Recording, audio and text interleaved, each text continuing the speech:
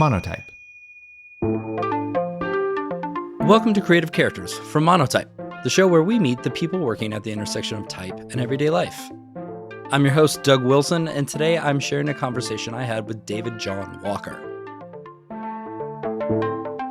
Now, David is an artist, graphic designer, educator, and type designer. We met at Typographics, the conference in New York City, a few years ago when he gave a talk on using historical artifacts to inspire his letterform design. What stands out to me about David and his work is both his interesting backstory and his discipline that he applies both to his personal and professional life. His work really references the often overlooked African American experience in graphic design and in history in the United States. David recently earned an MFA at Yale University, focusing on typography and letterforms. He actually, though, started teaching himself hand lettering during the pandemic and developed his skill by practicing, posting every single day and staying disciplined with his design projects and other activities designed to push himself. If you're not comfortable doing uncomfortable things, then the perception of taking risks may be too high. I have begun to hand letter every day and post. I have begun to run every day. You know, the running is every day you do something that you don't like to do, everything else is easier.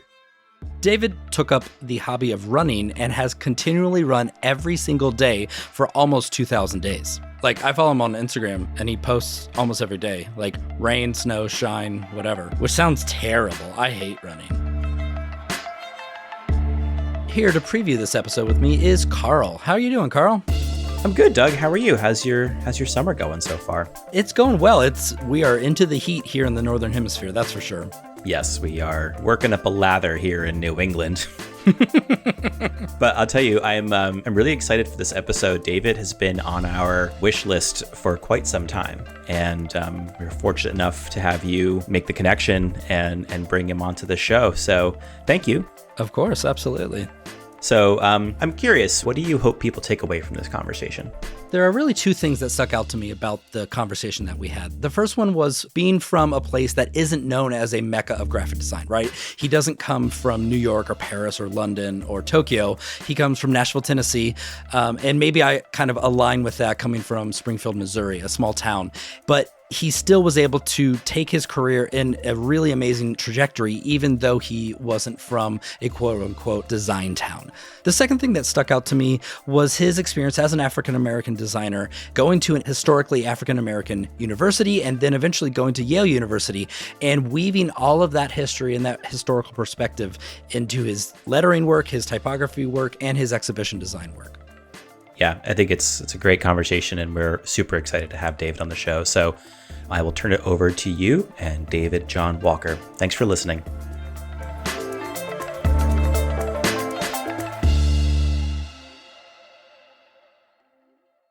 David Jon Walker, thank you so much for joining. Thank you for having me, Doug. I was trying to remember back when I first heard or met or learned about your work, and I think it may have been when you talked at Typographics in 2023.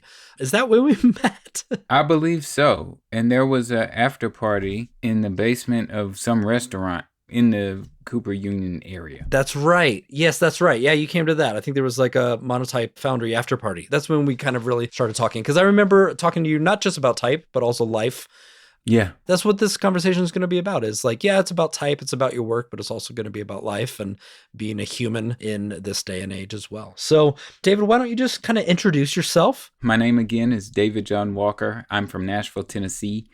I moved to New Haven, Connecticut in July of 2021 in pursuit of a MFA in graphic design from the Yale School of Art.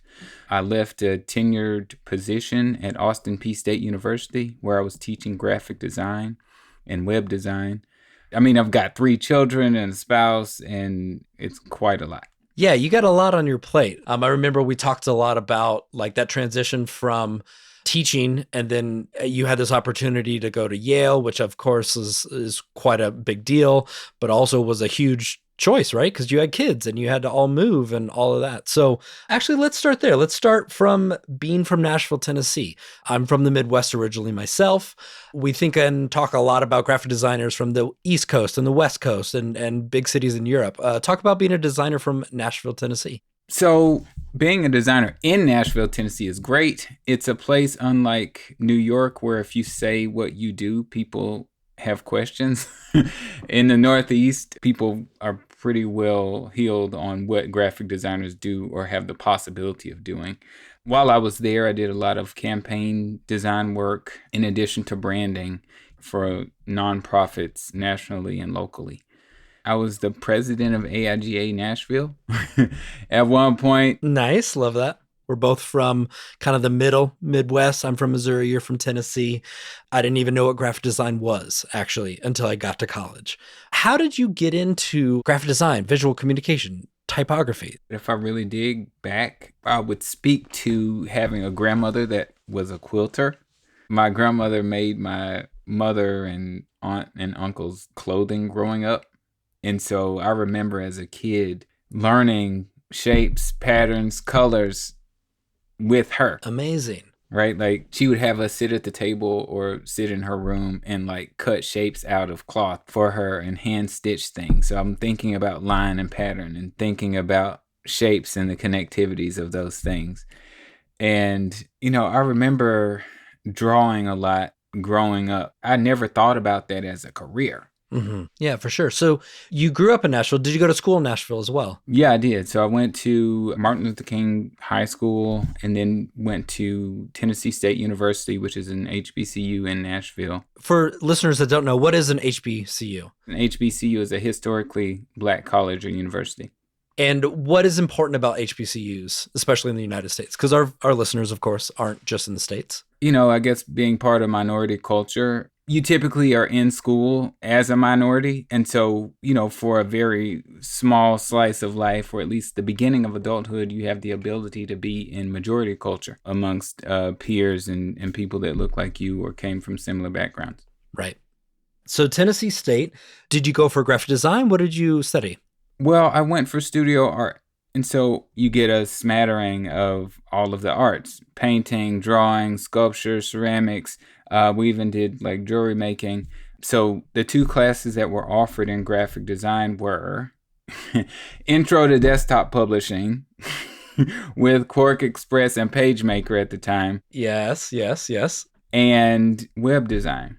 And so the contrast of educations that I would have gotten if I had gone to a PWI, a predominantly white institution, that had a BFA, right? Like there's major difference between a BFA and a Bachelor of Science or a Bachelor of Arts in studio arts, right? Like I've taught in the BFA programs, right? Where there are, if you decide to have your BFA concentration in graphic design, you have no less than 8 to 12, even more, or 16 classes specifically on graphic design. With a BFA in design, it's seen as a professional degree, akin to like nursing or engineering or accounting. Like you come straight out, go into the workforce. And so going to Tennessee State, where there was not a BFA, it was a Bachelor of Arts in Studio Art, and only having those two classes, there literally was no option, right, for me to go and get a design job at a studio. Did you realize that right away? Like, oh, I don't actually have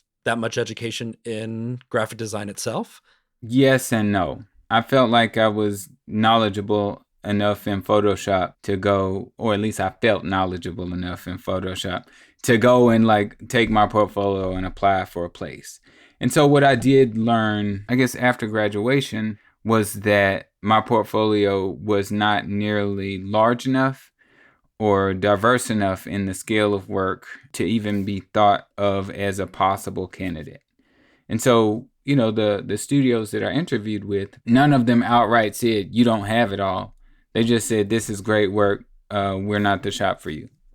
Which I felt like, was an incredible disservice. Because no, it wasn't great work. Fair, yeah. And there were no recommendations on what to do next, where to find inspiration, or where to possibly learn how to get into the industry. Yeah, that's tough. So like you have a degree, but you're like, oh, obviously I'm not seen as qualified. Maybe you were qualified. You weren't seen as qualified though. I mean, I was qualified in the sense of willpower, but not qualified in the sense of having enough practice within the classroom setting or within an internship setting to be placed in one of these positions as a junior designer. What did you do from there? Well, I graduated with the studio art degree. I was overqualified to work at a convenience store and underqualified to work at a design agency. At the same time, I was expecting my first kid.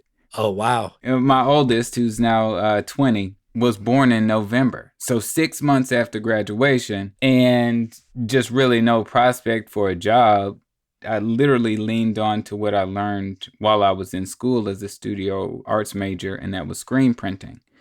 And so through screen printing T-shirts and other wearables, the clientele started asking for additional things. I knew how to use Photoshop, I knew how to use Illustrator, but that's not necessarily design. And understanding that I wasn't necessarily seen as a designer, that lit a fire in me to become known as a designer, which is burning quite bright today.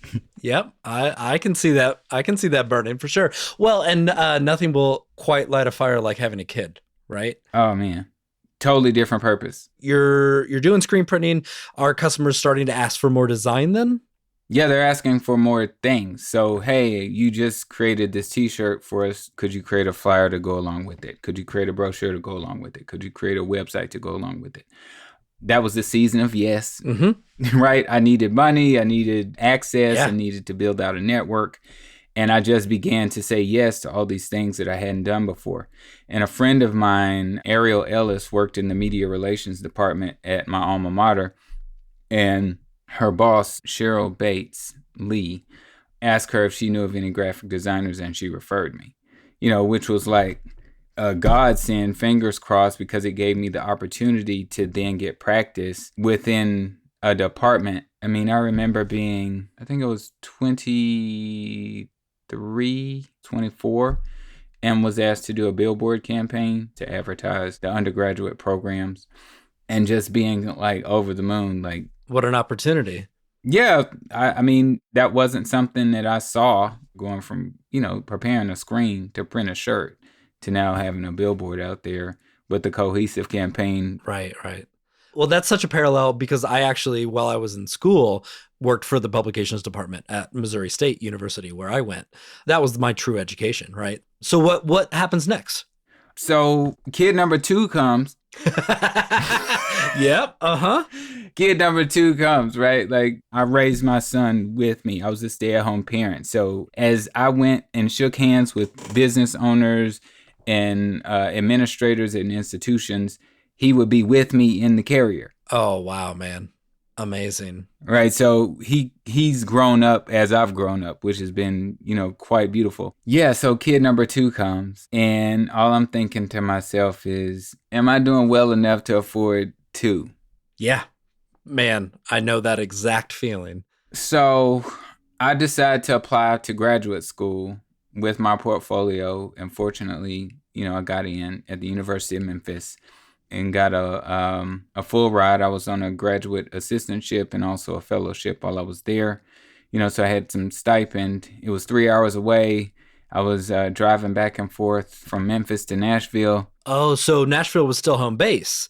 Yeah. And you were driving. Oh, that's not a short distance. No, it's 199 miles apart. So I was driving every weekend back and forth from Memphis to Nashville for the 3 years I was in that program. That's tough, man. For 3 years. Whew. Yeah. So I just thought, let's go back to school, see if I can get a degree, MFA in graphic design, thinking that I'll get the practice that I would possibly been exposed to in an undergrad program. But that was so far from the case. Okay, tell me about that. Well, master's programs aren't about rote learning. Yeah, it's not the basic skills. Yeah, it's about your proclivities in research and who you're attempting to become and the opportunity and space for you to dig into those interests. I've been telling my children now, it's not so much about the prestige of the school, it's about the people that are teaching, right? Like, I didn't do the research on who the professors were at that school. I just thought, hey, this is a program. If I can get there, and it be paid for. I can come out of grad school with no debt. Which is huge. Yeah, it was great. Fortunately, Lucas Charles was my professor there. He graduated from NC State. He, during his master's program, learned web design. Web design was the frontier. Totally. Of where design was going. Yep. On the professional side, but also on the pedagogical side. And he just threw us in with no life vest and said, all right, this is what you need to learn. And it gave me the opportunity to then be able to reach out to institutions for teaching jobs. Got it. So then I actually had an opportunity to go for a job, right? Because I had websites under the belt. I had taught a couple classes as instructor of record while I was in graduate school. And so that was kind of the pathway. All the meanwhile, I'm still continuing the entrepreneurial practice of design and having clients and going after work. And kind of honing your skills and your craft on real projects, real clients. Yeah.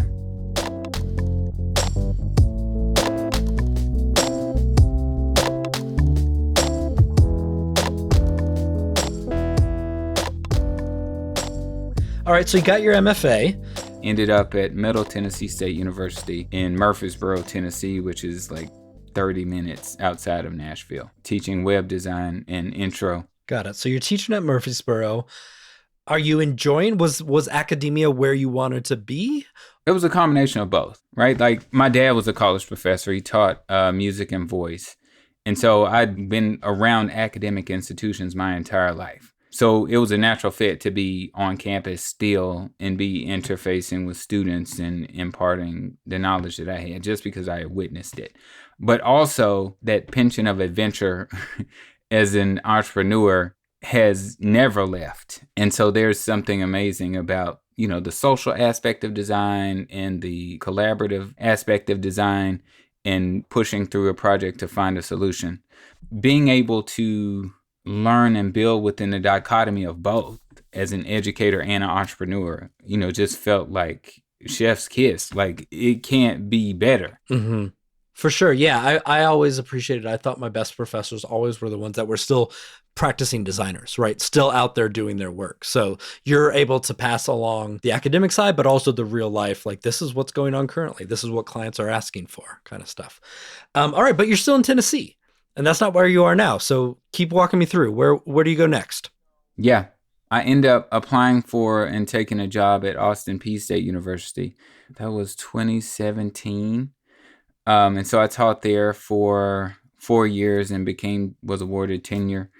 Okay, so my youngest was born January 24th of 2019.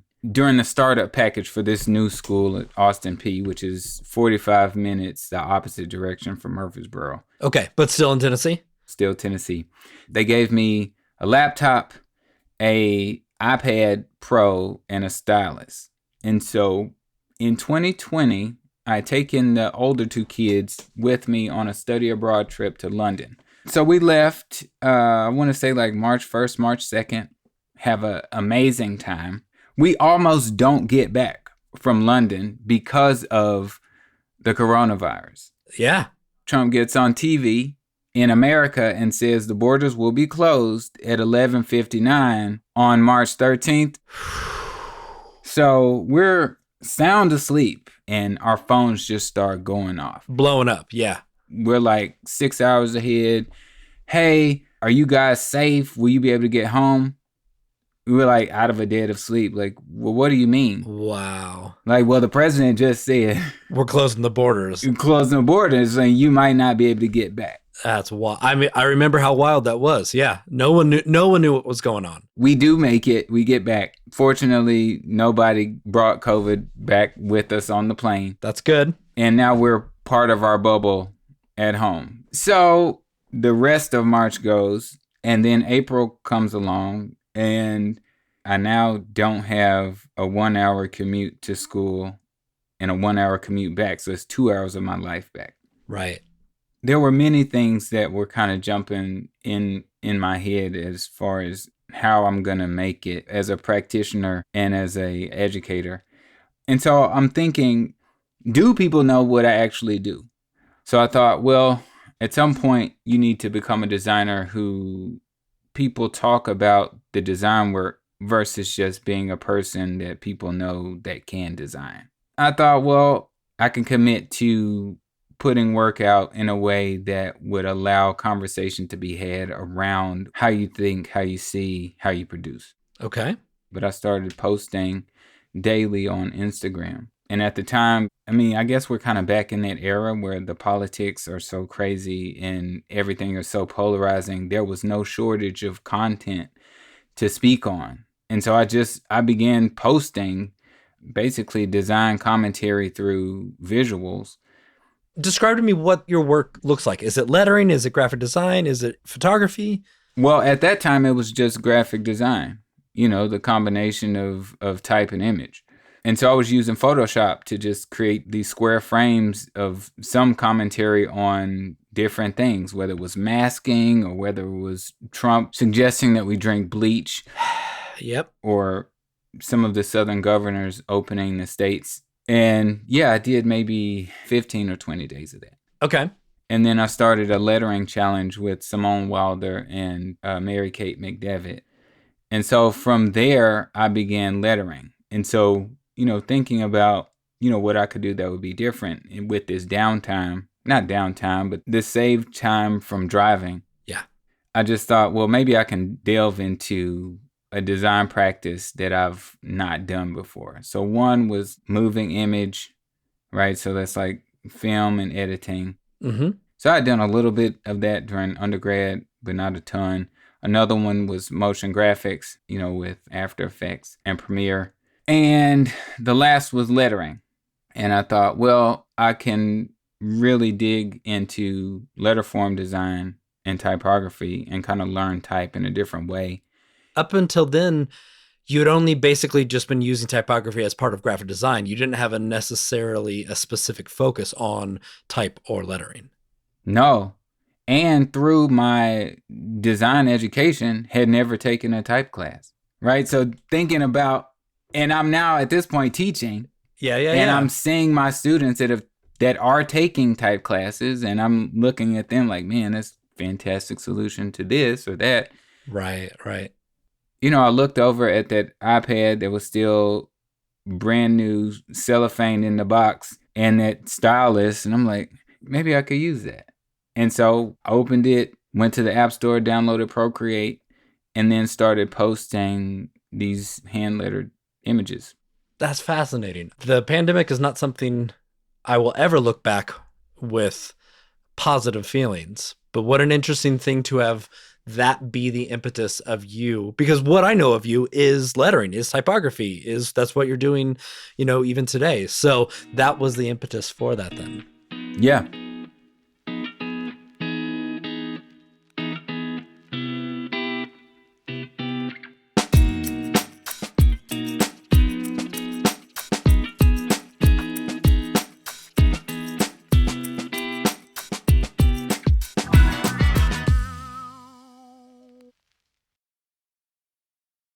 By the time, I had embarked on this lettering journey, a friend of mine had recommended that I take a shot at going back to graduate school, which was insane. Yeah, you had already done grad school, right? Already done grad school, was teaching. Right, you had all the degrees. So yeah, talk to me about that. So very good friend and person I'm inspired by, Forrest Young. At the time was teaching at Yale. He was teaching at RISD. He was working for Wolf Islands. So he called and said, hey, you're in Nashville, right? I said, yeah. He said, well, I will be in Nashville for the foreseeable future. His wife's parents lived in Nashville, and he left New York to get out of the epicenter of death. He said, so we should get together, meet in a park or something and just chat. Amazing. And so I'd met him in 2019 at AIGA conference in Pasadena. We never did meet in person. We talked on the phone maybe twice a month. And all I'm thinking to myself is, this guy's working on multinational brands. Yeah, big stuff. Wolf Islands, yeah. We rebranded Uber, right? Which is like stratospheric. Totally. what do we possibly have to talk about? So I looked him up, dug into his CV, saw he was teaching at Yale and at RISD, and thought we could connect on professor stuff. So I asked him, I said, well, Forrest, what's it like to teach at a school like Yale? And his response was, it's awesome. You should go. I should go? And David Jon Walker from Nashville's like, I should go? Right, I should go. And I said to him, I'm up for tenure like right now. Like my documents go in a couple months. Yeah, that's a big deal. Yeah. And so I just kind of laughed it off and said, well, why? And his response was, well, why not? It's an amazing place. So the next time we talked, he said, well, what do you think? And I'm like, what do you think about what? What do I think about what? And he says, well, we talked about Yale. Do you think you would be interested in going to Yale? And I said, if it's a possibility, right? Like if that's a real thing. And he said, yeah, I think it could be real.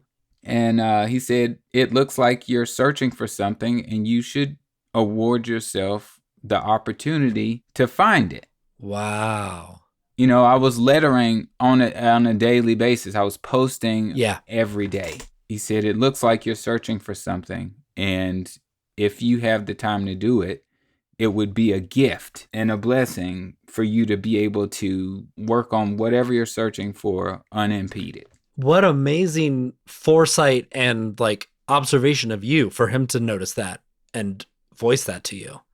Look, from afar, right? He was looking observationally at my Instagram feed. Man, that's wild. Okay, so he's like, you should go, not teach, but you should go to Yale. You should go as a student. Yeah. Okay, as a student. All right. So walk me through that. So the next time we talked, he said, well, what do you think? And I said, I don't know. I'll take a shot. And he put me in contact with a few people. And I just kept pulling the thread step by step. I mean, at the same time, I was also a friend of mine, one of my best friends from undergrad, Daryl Springfield, had reached out in April 29th of 2020 and asked me to do a 30-day 1-mile running challenge. Okay. So every day for 30 days, we would run a mile. That sounds terrible, but okay. All right.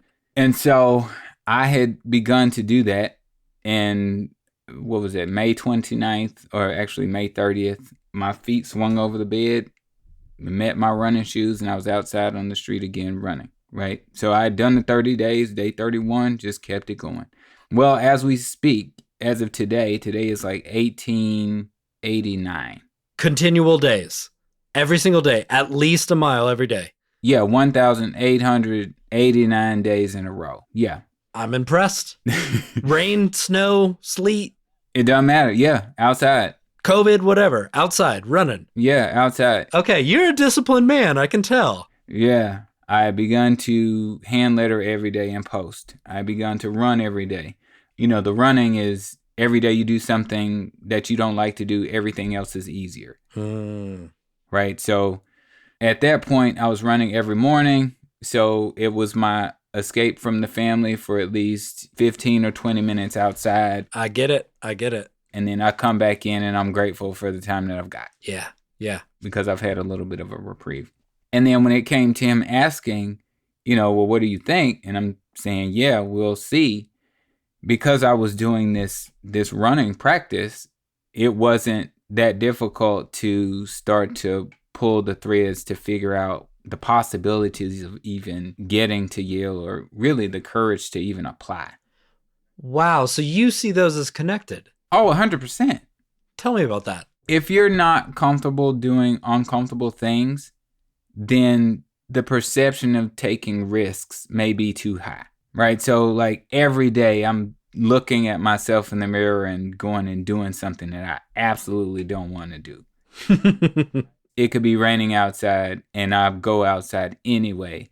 And for 8 to 9 minutes, I'm being rained on, right? And called or whatever, and getting the mile done.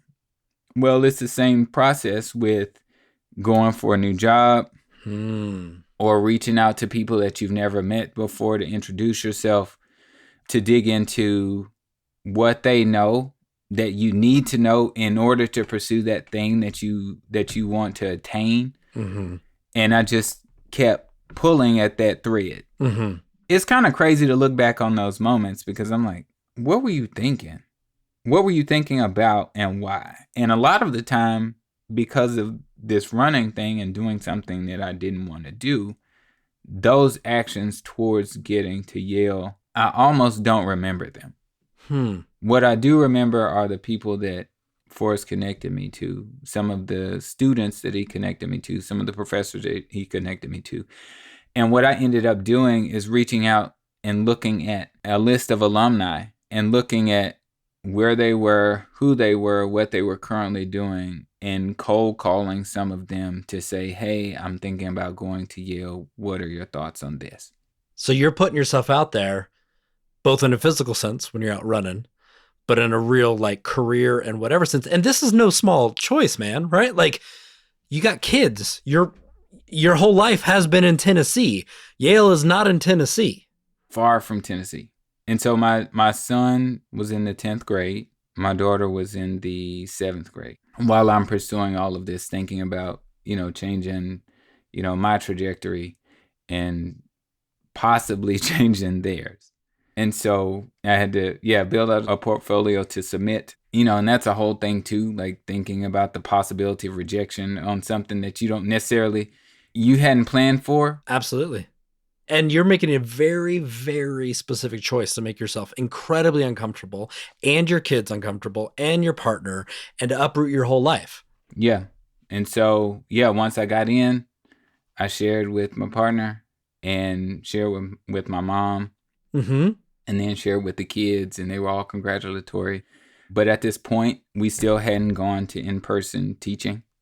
So I was still at home. Okay, right. The kids hadn't gone back to in-person learning at school, so they were still on Zoom. Yep.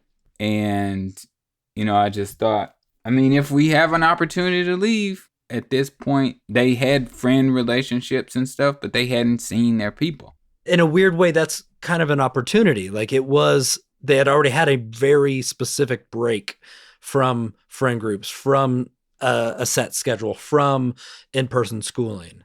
Yeah. Yeah. And so it actually helped make the decision easier. My mom, she probably will hate that this is public. She said, you can leave them here and go and come back. I'm like, that's 2 years, and it's the last 2 years of my son's high school career.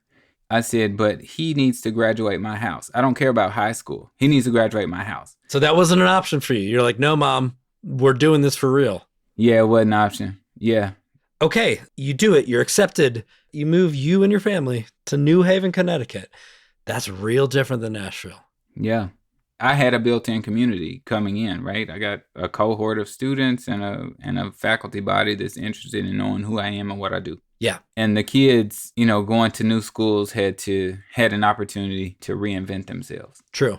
My son and daughter took to it. Awesome. They are amazingly gifted and talented people, and they're social, and they really became embedded in the community here. That's amazing. But real talk, like how scared were you? A lot. So going back professionally, I let my job know. I got tenure and I got accepted into Yale within the same 2 weeks. I also got a job offer from Kent State University in Ohio. Oh, wow. Yeah. Austin P held my job the entire time I was in school. I took an academic leave of absence. Got it. It was unpaid. Kent State in Ohio held their offer until I finished. Okay, wow. Okay. So you had some options. Yeah, I had some options. And so, as far as being terrified or anxious, my prayer was to God and the universe, allow me and my family to operate in the same or better than what we leave.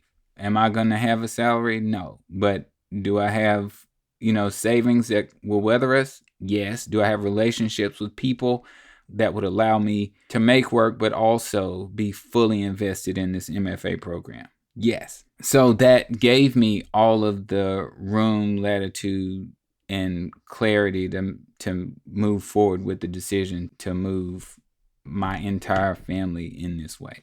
That's big, man. That's big. And so, the risk has totally been worth it. I mean, I got to meet you. My oldest is a rising junior at Dartmouth. Wow. My daughter is a rising senior. You know, she's taking college classes at Yale as a high school student. Amazing. I mean, it's just all kinds of stuff that was never on my life's bingo card.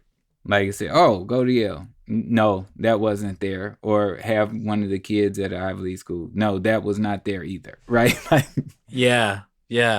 That one decision to do some lettering on Instagram is maybe where that started from. That's wild. Well, no. I mean, right? Like if we're talking about looking past to present, if I hadn't gone to the University of Memphis, I never would have learned about AIGA. If I had not learned about AIGA, I would have not attended my first national conference, which was hosted in Memphis. If I hadn't gone to that conference, I would not have met Bobby Martin Jr. of Champions Design, who's now at Apple, who introduced me to Forrest Young in 2019.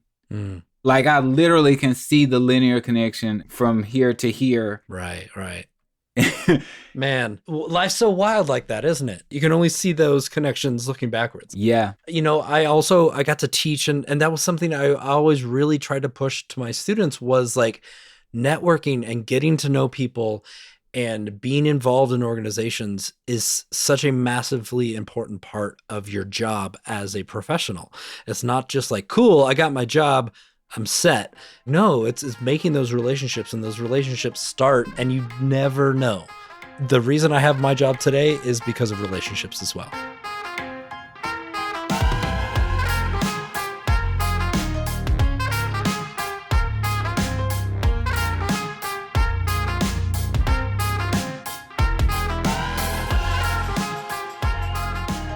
We're talking so much about life. It's so good, man. Like I'm just very impressed that you took these risks.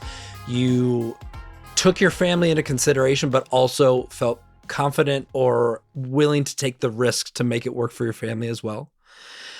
And you go to Yale, you get a second MFA in graphic design, right? Right. With a focus on typography and letterform design. Focus on typography. So talk to me about that and lead me into present day. So I didn't know who Matthew Carter was when I applied to Yale. I love that you admit that. That's totally fine that you don't know who Matthew Carter is.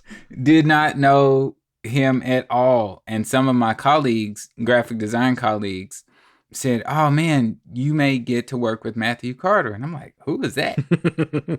And they're like, well, you know, he's got a lot of typefaces on Microsoft Word that you have used, and didn't know who made those things. He's kind of a big deal.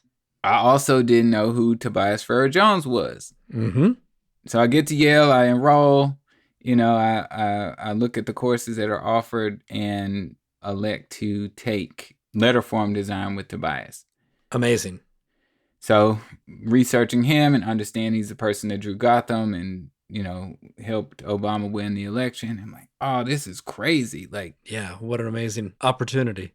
Go from, you know, a rural campus school to the quote unquote big leagues of the big leagues, the big leagues of Yale School of Art. Yeah, I mean, yeah, Tobias comes up from New York to teach at Yale. It's huge. That's amazing.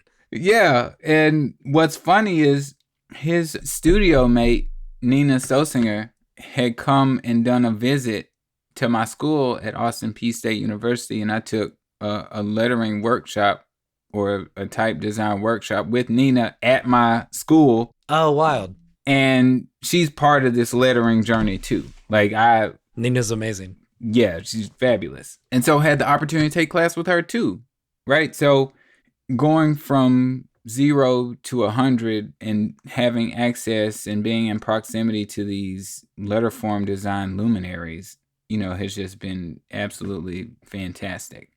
And so kind of where I've landed on, I guess in my personal practice now, right, I'm looking at historical cues for creating contemporary typefaces. My class with Tobias, I worked on this typeface that's based on a hand-drawn masthead from Victor Green's Green Book, which was a motorist guide published from 1936 to 1972. Explain a little bit more for people that aren't from the U.S. what the Green Book was. Oh, so the Green Book was a classified book of safe places that Black motorists could go to without the fear of, being harmed. And this is like during the long years of segregation.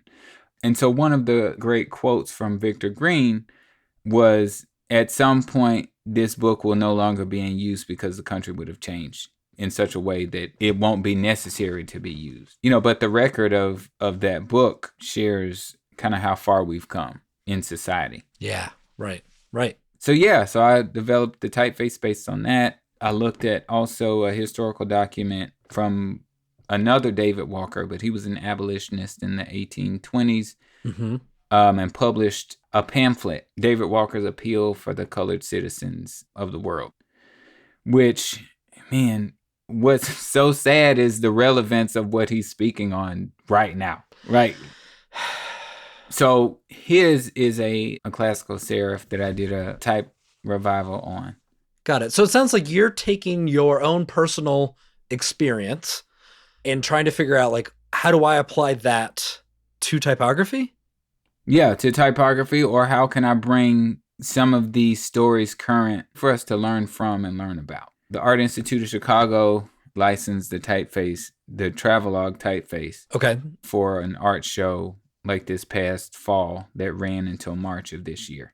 To see a typeface that I made being designed with by people that had nothing to do with the creation of this font, it's almost indescribable, right? Like, you create a product, and then that product is used to disseminate an idea.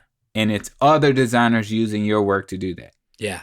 As a designer, we typically take typefaces of other people and then breathe life into the concept, and the amalgamation of the typeface and the content really emote whatever that idea is. But to be on the other side where you've created a font, and then to see that deployed in a way that you wouldn't even have, you actually yourself didn't have the opportunity to do. Someone else took your typeface and did that. It's mind blowing.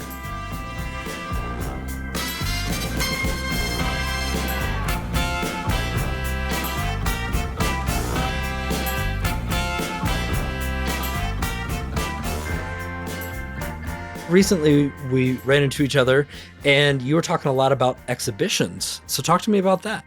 So I've been doing exhibition design. My first exhibition design was as a graduate student. I designed and co-curated a show of the Black MFA students at Yale, and it was titled Cousins. Like, we're not blood related, but we're related in the fact that we're all at the School of Art at the same time.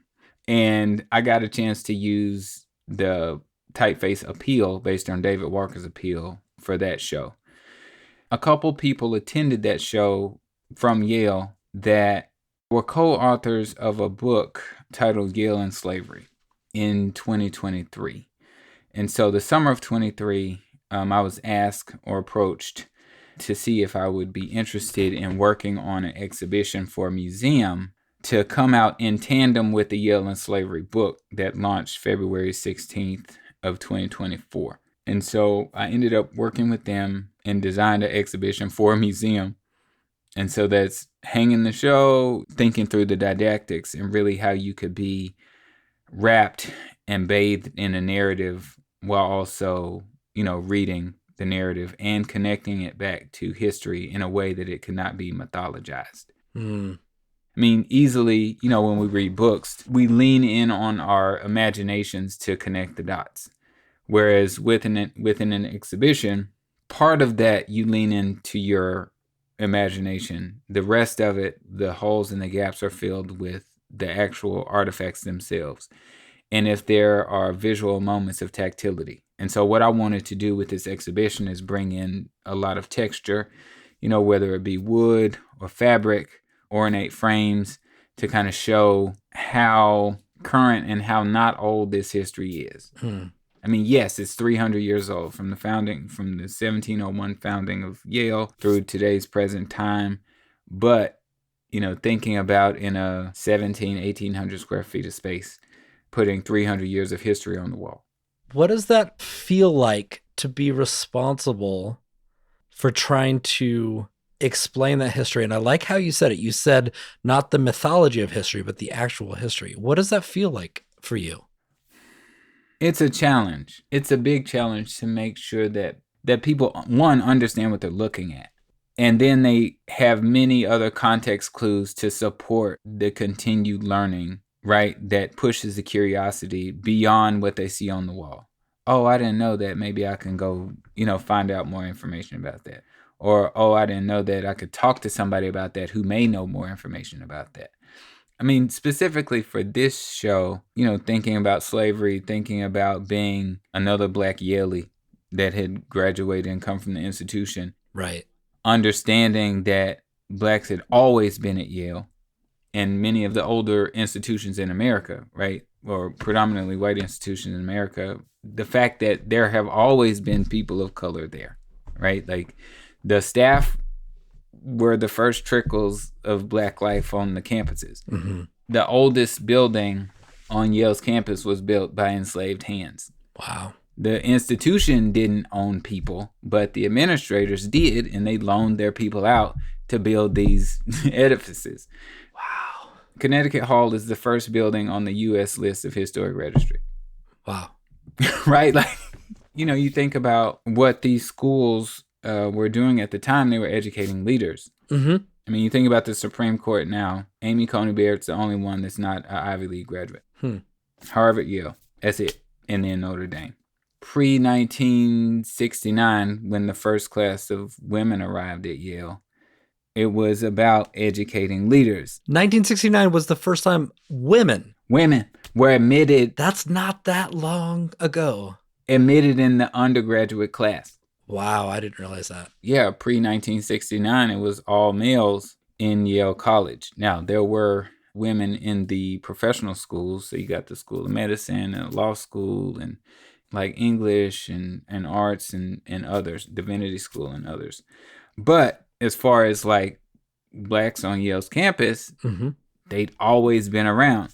The first acknowledged Black attendee at school, this is crazy, but he was conferred his degree with me in 2023, but he attended Yale almost 200 years prior. But was never given a degree. Never given a degree. He was not allowed to enroll, was not allowed to participate, was not allowed to graduate. And he was not allowed to be in the classroom. This guy, his name was James Pennington, in 1834, was allowed to sit outside of the classroom and listen through a window. Oh my God. Like physically outside the classroom. Physically outside the classroom, listen through a window. Because of the color of his skin. Yeah. But he, quote unquote, finished the program. He moved from New Haven to Hartford, Connecticut, founded a community, founded a church. That church is still in existence today. Amazing. Alexander Crummell, who came right after him, was allowed to sit in the classroom, was not allowed to enroll, was not allowed to graduate. He immigrated to Liberia when they were given Blacks at that time an opportunity to go back to Africa. He moved to Liberia, founded a community, founded a school, founded a church. Wow. Still in existence. So this whole show that you're doing is saying, hey, African Americans, Blacks were part of Yale always. Always. Yeah. And so, at least for a couple generations of Yale students through the museum show, and now there's a second show which opened in March of this year, titled Black Lives at Yale and in New Haven. And it pulls in early Black staff, early Black students, and graduates, the early Black families that kind of help establish presence on campus vendors, so people amongst the community that were selling things. And then it also dives into the 1831 college, which would have been the first historically Black college or university in America had it not been voted down 700-4. And so thinking about, right, all of these connections, the first Black PhD in America was named Edward Boucher. So he went to Hopkins School, which was founded in 1660. His dad worked on Yale's campus as a custodian in the physics lab. So talking about proximity, Mm-hmm. his son goes to Yale College, gets a BA. He stays and gets a PhD in physics. He leaves and becomes a founding professor at the Institute for Colored Youth in Philadelphia, which becomes Cheney State, which is the first black college in America. Had the college been founded in 1831, he would have been a student at that school. Yeah, right. And many other people that were featured, in the exhibition. And so, as far as design, right, like bringing this stuff forward so that people can understand histories, understand narratives, understand place, and understand the why pretty clearly. Yeah. We're on the backside of the dissolution of affirmative action. Yeah. For that to go that way and to understand what model minorities were, and then to understand the fact that the early black staff, or the staff, period, at these institutions were only African Americans. Yeah. Like, you talk about model minority, it's like, if it were not for the behaviors and the respect and the static natures of these people, there would not be any trickles of minority life in any of these schools. Because the relationships of those folks allowed their progeny to become students. Right. They themselves weren't students. They were in the environment, right? As stewards, as custodians, people that kept the grounds. And because they had relationships with the then students or the administrators, their kids were sponsored by the people that they had good relationships with.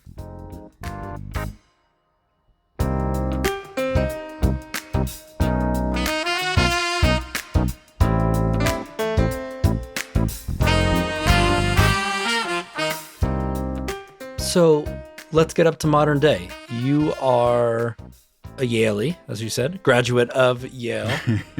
Yeah. You are African American. You are still telling these stories. What do you see is your role in moving either the stories forward, typography forward, design forward? Where do you fit? What do you see next? Well, I was just talking to Forrest Young about this, and he was asking that same question. And so we were kind of really workshopping, what is my narrative of today? Yeah. Where do I fit in the canon of graphic design? Where do I fit in the industry? Right? So yes, I'm creating typefaces. Yes, I'm doing exhibition design. Yes, I'm creating community as often as I can. And the synthesis of all of that is being a bridge builder, right? Of past and present, to understand where we are and where we're possibly going, and the different ways that we can see things to better make decisions. Thinking about like speculative future. I had an opportunity to design a logo or a mark for the 1831 college that never became. Oh, wow. Right? I used the European heraldry of a shield in combination with an Adinkra symbol from the Akan people in Ghana, and thinking about symbolism and thinking about messaging and thinking about the confluence of them both, and how, you've got a colonialized presence in one place and then a colonialized presence in another place, but the combination of those two has a physical presence, right? Like, it is a blend. Like, America is a blend. America is a blend. And thinking through how I'm designing now, it is through a blended future and through a lens of inclusion, not necessarily diversity, but just through inclusion and the recognition of many different trains of thought, many different ideologies, many different concepts, and to be able to interweave those into physical spaces for people to just temporarily inhabit, to possibly inject greater ideas, has been nothing short of amazing to me. So what would you tell someone that's like, I went to a small school. I see all these people doing this big work and they're all in New York City and I could never get up to that level. What would you say to those people? reach the stars. There's nothing precluding anyone at this point from reaching out to touch the person that they're a fan of. You can have mentors of all ilk that you've never met. Like, if you want to posture yourself based on design, then dig into their artwork. If you want to posture yourself based on how they sound and speak, listen to their TED Talks, watch their YouTube videos or their reels online. Right. And become a version of yourself that you feel like you can become. That's not copying a person, but you can be inspired to do and try, things that are different. And really, make and fashion yourself into what you feel like you want to become. I am inspired, David. I am impressed by the risks and leaps that you have taken. And I hope that you continue to be a strong voice in the type world and just life in general as well. Thank you. I'm working with John Kudos right now. We're developing a type foundry. So be on the lookout. That's great. Do you have a name for the type foundry yet? It's called We Type. We Type. Awesome. Yeah. That's fantastic. Tell listeners, where can we find out more about you, follow you? Yeah, so on my socials, Instagram is David Jon Walker, no H. No H in John. Okay, yep. No H in John. We're working on launching a website for We Type. We'll launch with 6 typefaces first. Awesome. We've got an Instagram handle, and it's just We, WETYPE. I'll go follow that for sure. We're super excited. That's fantastic. I always ask at the end of any interview, what didn't we talk about that you wanted to talk about, or what did I miss? Life is too big, actually, to even think about what we missed. We could go on for hours. I'm not sure what we missed. I'm just happy to talk about whatever we got to. That's awesome. Well, thank you. As far as gratitude, I recently turned 44, and it's a really special thing to know that your family or you are happy and healthy and able to see it all and enjoy it. Absolutely. I love that. I think that is so important to have that perspective, and I appreciate hearing that from you. Well, David, thank you so much for your time. I really appreciate it. I'm grateful and thankful that you got me on here and we got a chance to connect again.